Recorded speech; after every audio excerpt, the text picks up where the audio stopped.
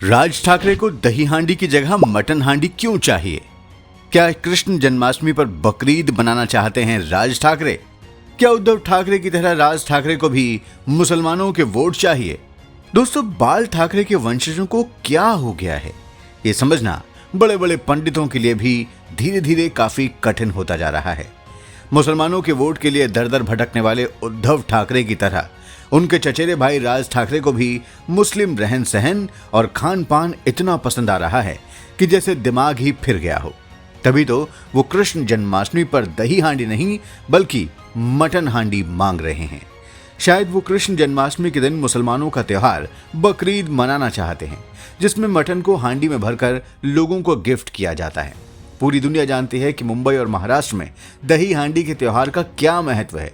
ऐसे में त्योहार सेलिब्रेट करने के लिए जब राज ठाकरे ने दही की हांडी की जगह मटन की हांडी मांगी तो सबके मुंह से यही निकला, ठाकरे तुम्हारा दिमाग तो नहीं फिर गया। इस वीडियो में दही हांडी की जगह मटन हांडी मांगने की इस घटना को डिटेल में बताएंगे, बस आप देखते रहिए द कर्मा। दोस्तों, कृष्ण जन्माष्टमी से एक दिन पहले राज ठाकरे की पार्टी के कुछ नेता उन्हें दही हांडी का निमंत्रण देने पहुंचे।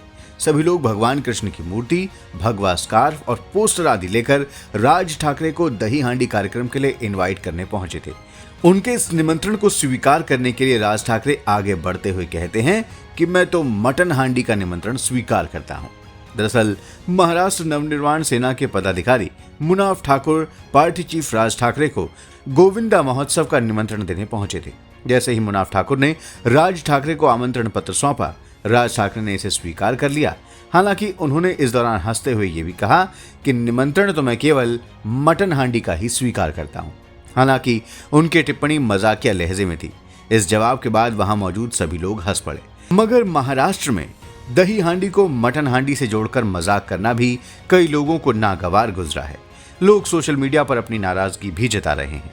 एक यूजर ने लिखा कि कृष्ण जन्माष्टमी पर दही हांडी की जगह मटन हांडी। राजनीति अब इतनी गिर चुकी है कि हिंदू संस्कृति पर तंज कसना ही उनका एजेंडा बन गया है। वोट बैंक के लिए धर्म को बेचना बंद करो। दूसरे यूजर ने लिखा कि क्या ये सच में हिंदू हृदय सम्राट बाला साहब ठाकरे के ही वंशज है ना, कि हम सबको बना रहे थे ये ठाकरे परिवार।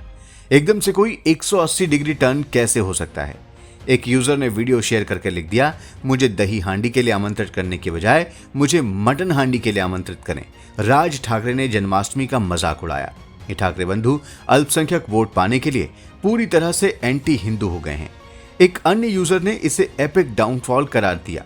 वहीं एक यूजर ने लिखा, हद है हिंदू भावनाओं का अपमान करने की, दिए तले अंधेरा ऐसा ही होता है शायद। दोस्तों, कृष्ण जन्माष्टमी पर मुंबई और महाराष्ट्र में दही हांडी की परंपरा है।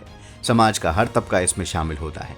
दही हांडी एक तरह से महाराष्ट्र का ब्रांड त्योहार है। अगर दही हांडी पर मटन हांडी का न्योता मांगकर एमएनएस चीफ राज ठाकरे बुरी तरह फंस गए हैं। सोशल मीडिया के अलावा महाराष्ट्र के सियासी और सामाजिक हलकों में भी उनकी आलोचना हो रही है। लोग कह रहे हैं कि राज ठाकरे खुद को हिंदुओं और मराठों का झंडा बरदार बताते हैं, हिंदुत्व की दुहाई देते हैं, मगर मुस्लिम वोटों की चाहत में अब वो खुद एंटी हिंदू हो गए हैं। दोस्तों, आपको बता दें कि इससे पहले महाराष्ट्र में मीट बैन विवाद पर राज ठाकरे ने कहा था कि सरकार को लोगों का खान पान नहीं निर्धारित करना चाहिए। उन्होंने कहा था कि सरकार और नगर निकायों को यह तय नहीं करना चाहिए कि किसी को क्या खाना चाहिए और क्या नहीं। हम स्वतंत्रता दिवस मना रहे हैं और हमें क्या खाना चाहिए ये चुनने की कोई आजादी नहीं है। स्वतंत्रता दिवस पर किसी भी तरह का प्रतिबंध लगाना एक विरोधाभास है। राज ठाकरे के चचेरे भाई उद्धव ठाकरे और भतीजे आदित्य ठाकरे ने भी मीट बैन पर ऐसा ही कहा था। दोस्तों, मीट बैन पर ठाकरे बंधुओं की आलोचना की जहां तक बात है तो हम कह सकते हैं कि सभी को किसी मुद्दे पर अपनी राय रखने का अधिकार है। लेकिन इससे आगे बढ़कर दही हांडी का न्योता मिलने पर यह कह देना कि मैं तो मटन हांडी का न्योता ही स्वीकार करता हूं, ये वैचारिक पतन की पराकाष्ठा ही है। इन चीजों को देखकर और सुनकर शायद ही कोई कहे कि ये लोग हिंदू हृदय सम्राट बाल ठाकरे के वंशज हैं।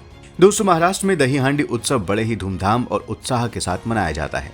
दही हांडी की प्रतियोगिता करवाने वाली समितियां अपने यहाँ कई फिल्मी हस्तियों को भी आमंत्रित करती हैं। इस त्योहार की चमक दमक इन्हीं कारणों से और भी बढ़ जाती है। इस त्योहार की लोकप्रियता को देखते हुए राजनेता भी आयोजन में शरीक होते हैं। दही हांडी त्योहार के पौराणिक महत्व की बात करें तो ये घटना भगवान कृष्ण की बाल्यावस्था से जुड़ी है। भगवान कृष्ण को माखन बहुत प्रिय था।